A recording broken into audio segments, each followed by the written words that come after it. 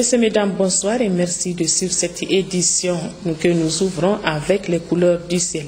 Il est prévu en cours de nuit des activités pluvieuses orageuses à localement importantes sur les régions du fleuve. La météo, c'est dans une présentation de Ousmane Bawa.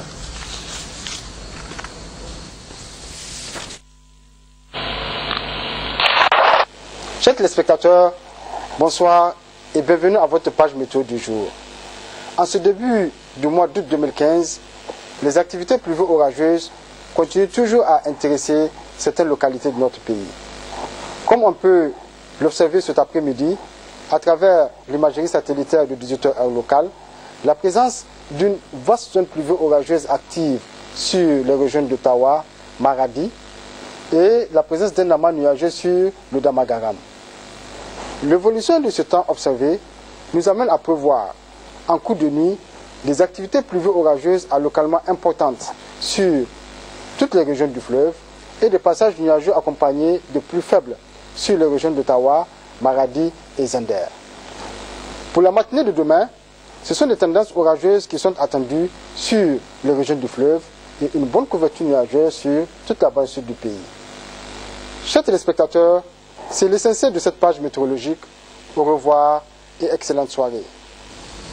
Comme vous le savez, le président de la République de la Guinée-Conakry, le professeur Alpha Condé, a effectué une visite de travail et d'amitié de 48 heures dans notre pays. À cette occasion, le président de la République, Issoufou Mahamadou, a offert hier soir un dîner de gala marqué par une présentation culturelle riche de nos artistes talentueux. Un patrimoine culturel qui a impressionné la délégation guinéenne. L'ambiance.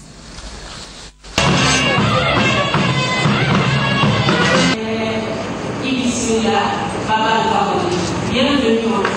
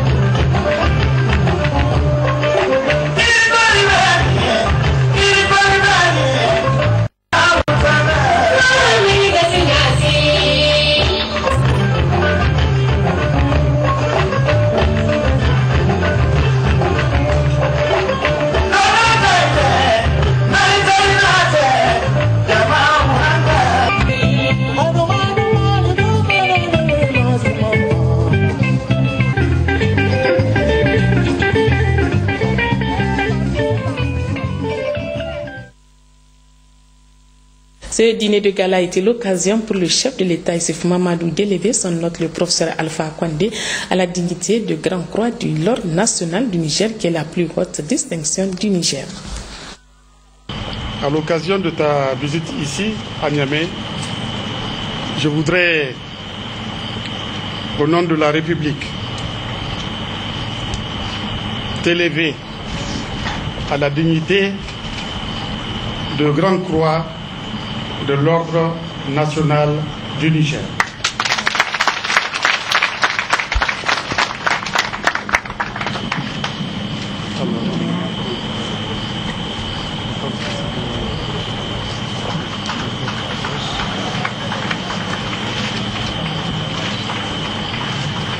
Honorable invité, comme vous le constatez, le président Condé élevé à la dignité de Grand Croix de l'Ordre national du Niger, la plus haute distinction. Bravo, bravo. Le président Condé, un ami du Niger, et vive l'amitié entre les deux peuples. En réponse à cette décoration, le professeur Alpha Condé a réaffirmé toute sa reconnaissance et ses félicitations à son frère et ami, le président de la République, Issoufou Mahamadou. C'est un honneur qui me va droit au cœur, d'autant plus que c'est une visite officielle. C'est d'habitude dans ces visites d'État qu'on décore, mais ça me va droit au cœur. Tout à l'heure, j'ai dit à Issoufou qu'on ne va pas faire du discours parce que je me sens aussi chez moi au Niger qu'en Guinée. Je ne vois pas pourquoi je vais faire un discours. Mais je suis très reconnaissant à mon frère de ce geste vraiment très fraternel, très amical et qui est l'aboutissement d'un long parcours que nous avons eu ensemble, que nous allons continuer. Dernièrement, lors d'une rencontre avec les étudiants de toutes les universités, je leur ai dit que le président Issoufou, le président Ibeka et moi, nous avons un défi important à relever. Nous devons montrer qu'on peut gouverner l'Afrique autrement, qu'on peut gouverner l'Afrique en utilisant les richesses pour développer au profit des grandes, j'emploie le mot que les gens n'aiment pas beaucoup, les larges masses populaires. Et ensuite, qu'on peut mener sans corruption, en respectant les droits de l'homme et la démocratie, et en faisant en sorte que l'image qui avait été un peu brouillée par certains de nos amis soit redressée. Et je suis certain que tous les trois, nous allons faire en sorte que le peuple africain et le monde soient fiers de l'Afrique. Merci. Merci, excellent président. Les présidents Issoufou Mahamadou et Alpha Condé ont co-animé ce matin une conférence de presse à la présidence de la République. La coopération bilatérale entre la Guinée-Conakry et le Niger, l'organisation des élections, la sécurité, les questions de développement, la promotion de la démocratie, de la paix et de la bonne gouvernance ont été évoquées lors de ce face-à-face avec la presse. Au terme de sa visite d'amitié et de travail de 48 heures dans notre pays, le professeur Alpha Condé et le président de la République Issoufou Mahamadou ont conjointement animé une conférence de presse. Les deux chefs d'État ont répondu aux questions des journalistes sur, entre autres, l'organisation des élections que préparent la Guinée-Conakry et le Niger. Vous savez que les relations entre la Guinée et le Niger sont excellentes. Cela apparaît très clairement dans le communiqué conjoint qui vient de vous être lu. Et le président Alpha Condé est connu de beaucoup de Nigériens, en particulier de ceux qui étaient étudiants en France pendant qu'il était président de la Fédération des étudiants d'Afrique noire en France, la FIANF.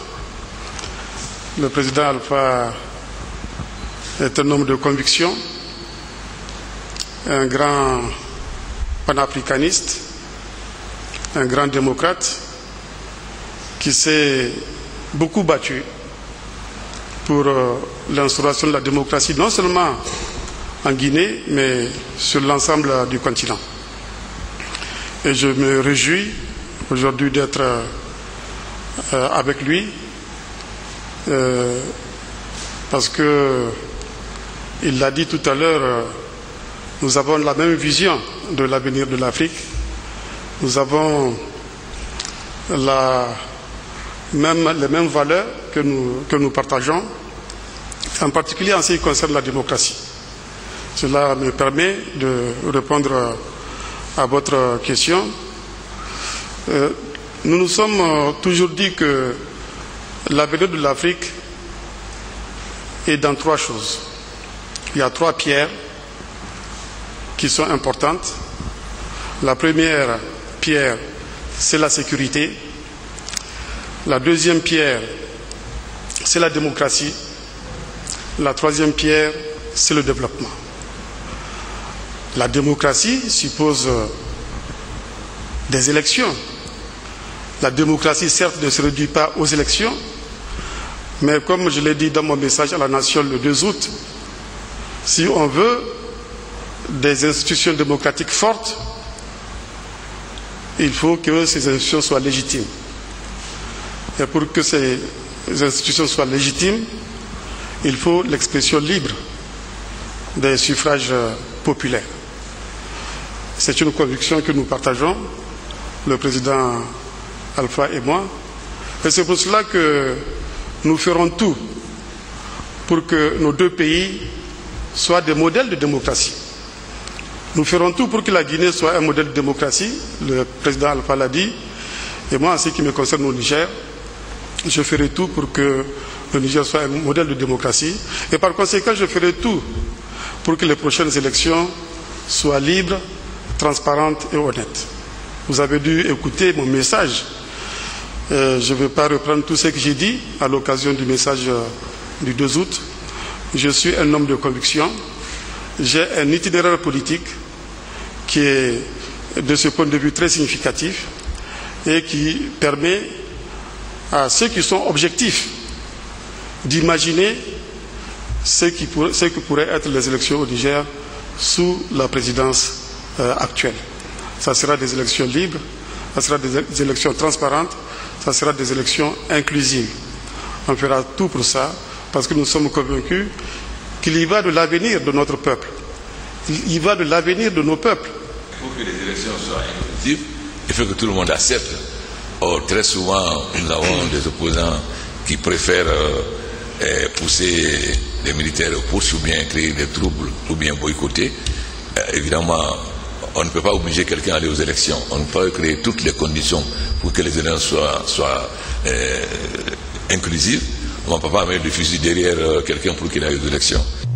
Sur la question sécuritaire, les deux présidents condamnent les actes terroristes et le professeur Alpha Condé de soutenir son homologue Issoufou Mahamadou dans le combat contre Boko Haram et toute autre forme de terrorisme. Concernant la sécurité, je dois dire que le président Issoufou a été très lucide. Lorsque nous étions à Deauville, au G8, avant l'intervention, nous étions 3, avec lui, moi et le président Ouad. Nous sommes intervenus, il a été le premier à dire mettre le G8 en garde. N'intervenez pas en Libye. Votre intervention va avoir 2 conséquences graves. La somalisation de la Libye, c'est-à-dire qu'il n'y aura pas d'État en Libye. La Libye sera comme la Somalie. Et la prolifération des armes dans nos pays. C'était notre position. Malheureusement, notre grand frère, à l'époque, Ouad a soutenu. Et vous voyez aujourd'hui, la lucidité, aujourd'hui, tout le monde sait qu'il n'y a pas d'État en Libye. Et qu'aujourd'hui, nous vivons le problème du terrorisme au Niger, au Mali et dans tous nos pays. Et ensuite aussi, au niveau de la CEDEAO, nous avons essayé de convaincre nos amis qu'il fallait voir le problème malien, autrement nous n'avons pas été écoutés. Et nous sommes devenus dépendants de la Guinée en 58 jours dans les années 60. Et si presque 60 ans après, il a fallu que la France intervienne au Mali, mais nous sommes contre des interventions étrangères. Mais si la France n'était pas intervenue, je ne sais pas que serait devenu aujourd'hui nos pays. Et aussi, nous avons une obligation, nous nous sommes battus pour un certain nombre d'idéaux quand nous étions jeunes.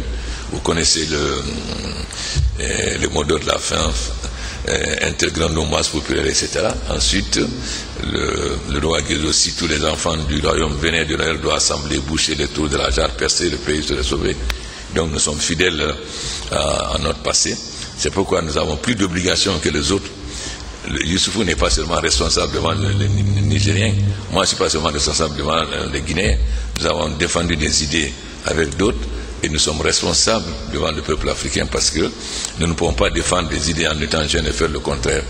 Donc nous ne sommes pas seulement jugés par nos peuples, nous sommes jugés aussi par les autres peuples africains. Je suis venu écouter mon frère. Nous sommes prêts à apporter toute notre contribution à la demande de nos frères, c'est-à-dire nous sommes prêts à apporter toute forme d'aide qu'ils nous demanderont, parce que ce qui a fait la faiblesse de l'Afrique, c'est le manque de solidarité. Lorsqu'un pays a un problème, les autres ne s'intéressent pas. Or, tant que nous ne sommes pas solidaires, nous ne pourrons pas régler. Nous sommes prêts en tant que Guinée à apporter toute la contribution à la lutte contre Boko Haram. Ça dépendra de ce que nos frères nous demanderont. Comme c'est Issoufou dont je suis le plus proche d'abord, je suis venu le voir, c'est eux qui nous diront qu'est-ce qu'ils attendent de nous, et vous pouvez être certain que ce qu'ils attendent de nous, nous ferons notre devoir parce que nous estimons que, vous savez, pour Boko Haram, les gens n'osaient pas poser de problème au niveau de l'Union africaine, parce que tout le monde avait peur de la réaction du président du Nigeria. Il se trouve que c'est moi qui préside le Conseil de paix et de sécurité. Je leur ai dit, je ne vois pas comment l'Union africaine peut se réunir, partir, sans parler du Nigeria. Donc, il faut qu'on intervienne. Le Nigeria ne voulait pas, mais on ne peut pas accepter que le Nigeria seul, la preuve, vous êtes tout le temps attaqué à Difa, les autres sont attaqués. Donc, le Boko Haram, ce n'est pas un problème du Nigeria. Nous avons toujours considéré que la sécurité est une question prioritaire pour les pays africains. Ça n'a pas toujours été perçu comme ça par le passé. Rappelez-vous, avec les programmes d'ajustement structurel, souvent on considérait qu'investir dans la sécurité, c'est jeter l'argent par la fenêtre. Et cela a créé des situations extrêmement difficiles pour nos forces de défense et de sécurité. Et je pense que cela fait partie des raisons qui expliquent pourquoi, plus de 50 ans après l'indépendance, nous ne sommes pas capables d'assurer nous-mêmes notre sécurité. Le président Alpha l'a rappelé tout à l'heure, il a fallu l'intervention Serval au Mali pour stopper les terroristes qui avaient pris le chemin de Bamako. Alors, c'est pour cela que nous réfléchissons pour mettre en place une solution qui puisse permettre à l'échelle du continent aux pays africains d'assurer leur propre sécurité. Et en particulier, en ce qui concerne le bassin du lac Tchad et la lutte contre Boko Haram, nous sommes là en train de mettre en place un modèle qui peut faire école avec cette force mixte multinationale qui est dédiée à la lutte contre Boko Haram et à laquelle contribuent les pays que vous connaissez, le Cameroun, le Tchad, le Nigeria, le Niger et le Bénin. Cette force, j'en suis convaincu, viendra à bout de Boko Haram, qui a déjà été très très fortement affaibli par les armées tchadiennes, par les armées nigériennes, par les armées nigérianes aussi, et le Cameroun. Je pense que le début de ce mois d'août verra l'opérationnalisation de cette force avec la mise en place qui est déjà très avancée de l'état-major à N'Djamena et la mise en place des contingents nationaux. Les contingents nationaux sont déjà en place. Vous savez qu'on a organisé la force de telle sorte qu'il y ait des secteurs commandés par les officiers des différents pays. Et je pense que ce qui est en cours permettra très rapidement d'éradiquer cette menace. Et cette force, comme je l'ai dit, si elle réussit, ce dont je ne doute pas, si elle réussissait, elle sera un modèle pour les autres régions de l'Afrique, y compris pour le Mali. Parce que moi je suis convaincu que la MINUSMA ne pourra pas régler le problème terroriste au Mali. Il faut une force plus offensive, sur le modèle de la force mixte multinationale qui opère actuellement dans le bassin du lac Tchad. Donc c'est à partir de ces expériences-là, petit à petit, que nous allons trouver la formule qui permettra à l'ensemble des pays africains de faire face aux menaces auxquelles nous sommes exposés. Un autre point saillant de cette conférence de presse évoquée par Issoufou Mahamadou et Alpha Condé, c'est le développement. Les deux chefs d'État ont une autre vision du développement de l'Afrique. Nous sommes convaincus, Alpha et moi, que le développement ne peut pas se faire seulement dans le cadre strictement national. Il faut envisager le développement à l'échelle du continent. Et c'est pour cela que nous sommes pour le panafricanisme, c'est pour cela que nous sommes pour l'intégration.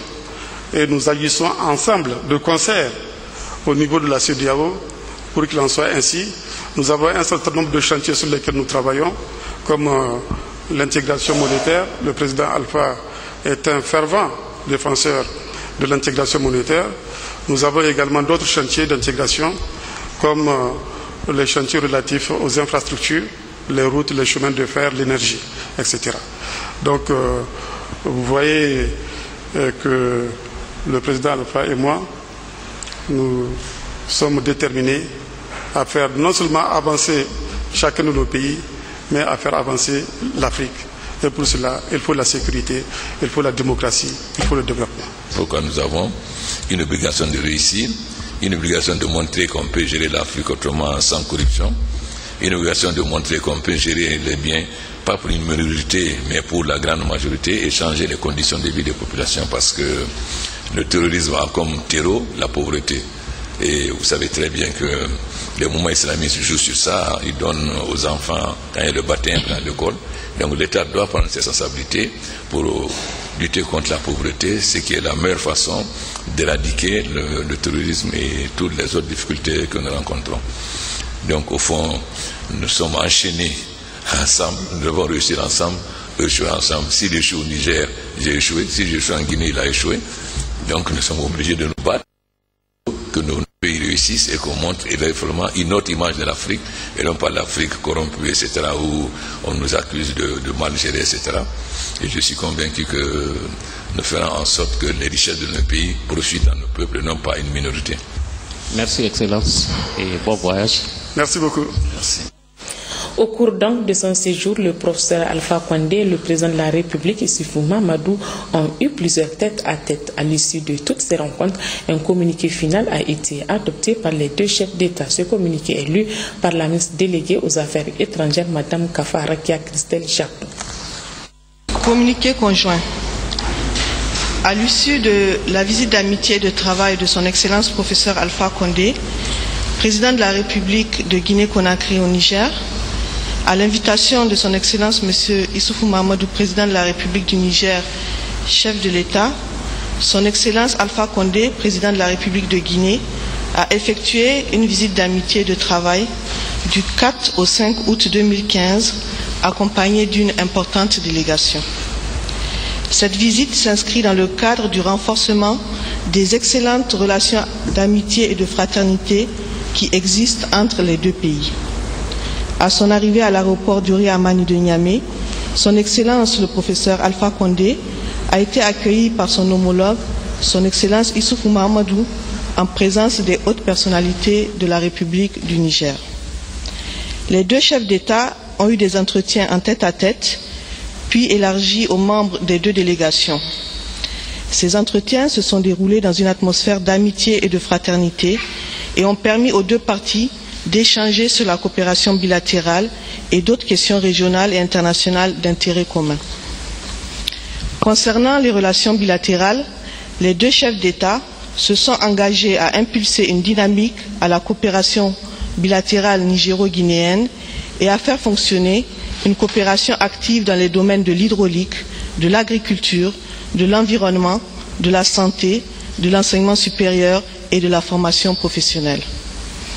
Les deux chefs d'État ont décidé de la création d'une commission mixte nigéro-guinéenne de coopération et ont instruit les ministres en charge des affaires étrangères des deux pays à prendre les dispositions à cette fin. Ils ont également instruit les ministères techniques des deux pays à l'effet de développer des relations d'échange d'expériences et de partenariat dans leur domaine de compétences.